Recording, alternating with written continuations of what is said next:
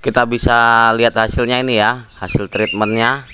Jadi ini buahnya yang ini belum habis, tapi di sebelah sini bunganya udah muncul lagi, yang sebelah sini. Nah, bunga-bunga pentil-pentilnya udah banyak.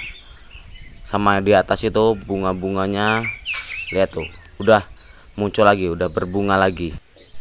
Ini juga dia modelnya pakai pupuk ini berbunga dan berbuah nggak henti-henti. Nih, berbunga terus, buahnya yang lama belum habis udah langsung berbunga.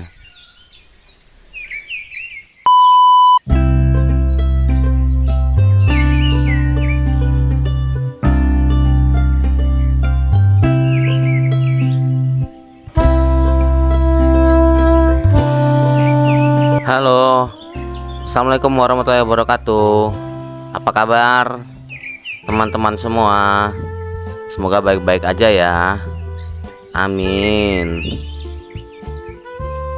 Punya tanaman buah di sekitar pekarangan memang sangat menyenangkan.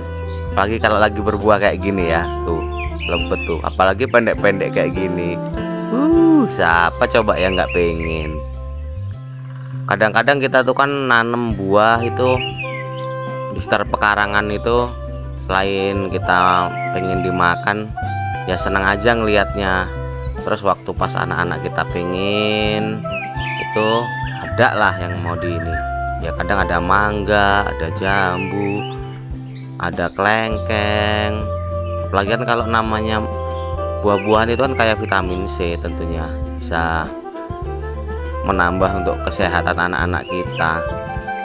Tapi gimana coba kalau kita udah nanemnya lama, nunggu tempat teman-teman kita udah buah, tapi tanaman kita sendiri kok yang belum buah? Pasti jengkel ya teman-teman ya. Kadang ada yang sampai kita sampai pengen tebang gitu kan ya. Yang jengkelnya udah beli bibitnya mahal-mahal tapi nggak berbuah-buah. Tapi jangan dulu lah.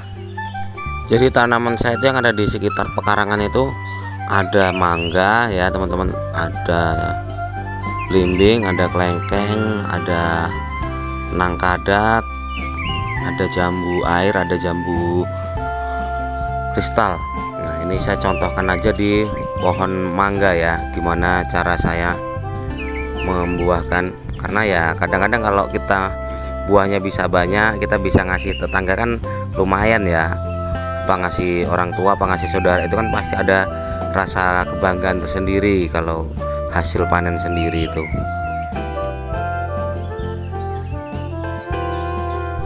Jadi apa aja yang saya pakai, terus bagaimana cara mengaplikasikannya, langsung aja kita praktekin ya. Check it out.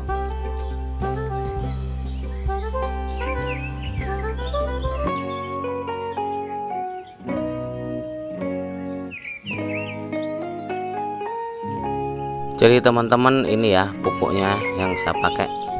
Bentuknya ini seperti tepung tapi warnanya agak abu-abu, keabu-abuan ini. Abu agak hitam, ada agak merah dikit. Ini mereknya Primatan Mikro. Gambarnya sawit. Kenapa saya pilih yang gambarnya sawit? Ini karena alasannya untuk buah di atas. Pupuk Primatan ini dia ada yang gambar sawit, ada gambar singkong, ada gambar karet, ada gambar jagung. Ini saya gunakan yang gambar sawit. Kandungannya yaitu pupuk ini mengandung unsur mikro, ada Mn, ada Zn, ada Cu, ada sulfur, ada boronnya. Ini unsur-unsur mikro lengkap ini. Ini saya udah buktikan berkali-kali di semua tanaman saya yang ada di rumah ini. Ini makanya kalau satu pohon saya biasanya cuma pakai segini. Nah, ini segini nih semangkok getah karet ini. Nah, kalau satu kemasan ini beratnya itu 10 kilo. Harganya itu 125, bisa untuk sekitar 20 pohon lebih. Bisa untuk 20 pohon buah lebih. Pokoknya irit. Jatuhnya satu pohon hanya sekitar 6.000 biayanya. Cukup irit lah, cukup murah menurut saya. untuk kita membungakan.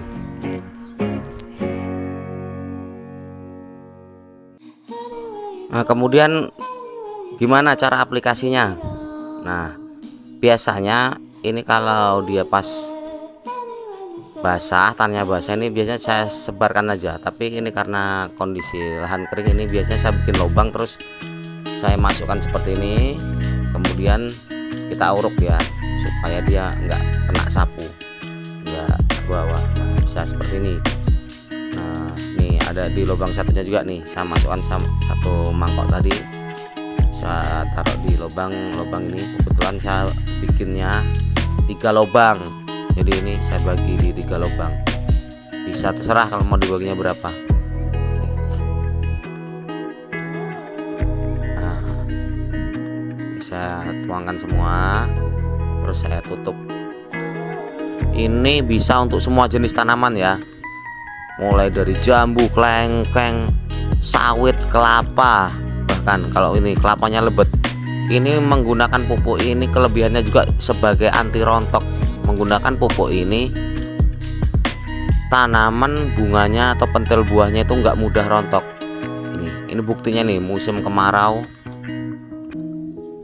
masih seperti ini. Ini nggak saya pakai pupuk lain ya, nggak aplikasi pupuk lain. Dia tidak mudah rontok.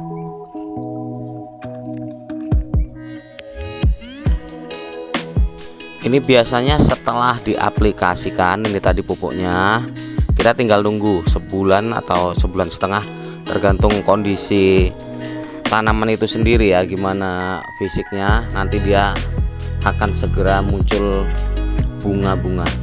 Nah, jangan lupa kalau untuk tanaman-tanaman seperti kayak mangga, tanaman buah ini, kita juga harus ada pengurangan cabang ya. Jangan terlalu rapat, jangan terlalu rimbun tanaman itu, jangan terlalu rimbun. Kalau terlalu rimbun, cahaya matahari itu dia nggak bisa masuk, itu juga akan mempengaruhi proses pembungaan.